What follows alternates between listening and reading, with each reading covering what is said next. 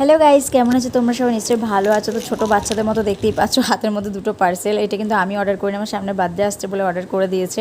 তো যাই হোক, এটা হচ্ছে ব্ল্যাক কার্টেন, ঠিক আছে। আমার ফ্রেন্ডকেই বলেছি খুলতে, ও আজকে এসেছিলো বিভিন্ন রিলস বানানোর জন্য, সেগুলো আসছে এবং পরবর্তী কী করলাম সেই ব্লগও পরে ব্লগে আসছে।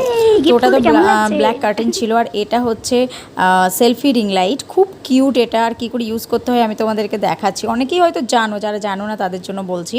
আর এই অর্ডারটা কিন্তু পার্সেলটা এসেছিলো মিশো থেকে। আর যেটুকুন দেখলাম যে খুব একটা বেশি দাম নয় কিন্তু ব্ল্যাক কার্টেনটার সাইজটা হচ্ছে 6x8।